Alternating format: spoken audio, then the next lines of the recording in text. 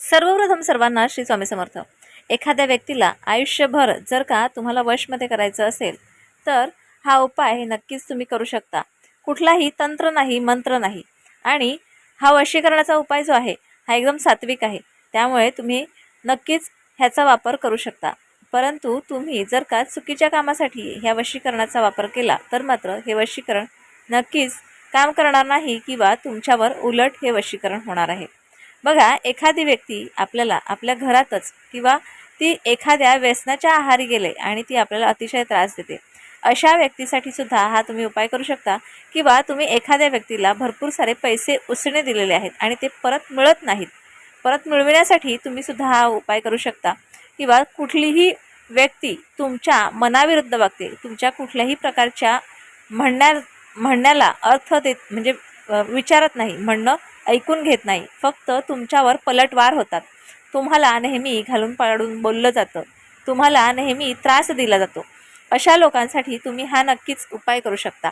आता हा उपाय कसा करायचा आहे किंवा हा उपाय कुठल्या दिवशी करायचा आहे, कुणी करायचा आहे, अगदी व्यवस्थित माहिती सांगते। व्हिडिओ कुठेही स्किप करू नका। शिवाय ज्यांना कोणाला हा व्हिडिओ हवा असेल त्यांना व्हॉट्सअपला जाऊन नक्कीच तुम्ही शेअर करू शकता। आता काय करायचं, आजचा रविवार आहे, रविवारच्या दिवशी हे वशीकरण तुम्ही करू शकता।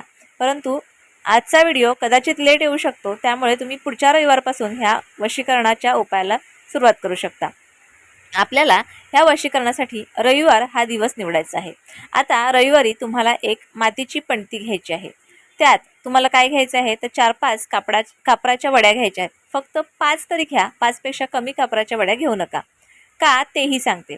आता तुम्ही एक जी पणती घेतली त्यात कापुराच्या वड्या घेतलेल्या आहेत, उत्तर दिशेला चेहरा करून तोंड करून तुम्ही बसायचं आहे। त्यानंतर नेल कटर घ्यायचा आहे, कारण तुम्हाला तुमच्या 10 हाताची बोटं आणि 10 पायाची बोटं अशी 20 बोटांची नखं तुम्हाला काढून घ्यायची आहेत। अगदी लहान सहान असतील तरीही चालतील, परंतु तुम्हाला हातापायाच्या बोटांची नखं लागणार आहेत। व्यवस्थितपणे काढून घ्या, चेहरा उत्तरेला ठेवा। त्यानंतर घेतलेल्या पणतीत ही नखं तुम्हाला ठेवायची आहेत। त्यानंतर तुम्ही ज्या घेतलेल्या 5 कापराच्या वड्या आहेत किंवा जास्त घेतलेल्या असतील तरीही चालेल, त्यात तुम्हाला ठेवायच्या आहेत आणि त्यानंतर त्या प्रज्वलित करायच्या आहेत। प्रज्वलित केल्याच्यानंतर जे कापूर आहे ते निघून जाईल आणि जी राख राहील ती म्हणजे त्या नखांची। आता ही नखं जर का अजून पण व्यवस्थित राख झाली नसेल तर 1-2 कापुराच्या वड्या अजून घाला आणि पूर्ण राख करून घ्या त्या नखांची। आता काही वेळ थांबा, पूर्ण थंड झाल्याच्या नंतर ही राख एका पेपरमध्ये बांधून घ्या। आता अशी व्यक्ती आहे जी तुमच्या जवळ असेल किंवा तुमच्या आजूबाजूला असेल, तुमच्या जवळून फिरकत असेल, येत जात असेल, तर अशाच व्यक्तीसाठी हा उपाय करू शकता, कारण ती व्यक्ती आपल्याला आजूबाजूला आपल्या समोर येत असेल अशासाठी करायचं आहे। ही राख तुमच्या खिशात ठेवा। ती व्यक्ती ज्या वेळेला तुमच्या समोर येईल, तुमच्याशी बोलेल किंवा तुमच्या जवळून पास होईल, त्यावेळेला ती थोडीशी तरी राख, चिमूटभर तरी राख त्या व्यक्तीच्या डोक्यावर पडली पाहिजे। अगदी हा उपाय रविवारीच झाला पाहिजे, इतर कुठल्याही दिवशी तुम्ही हा उपाय करू शकत नाही।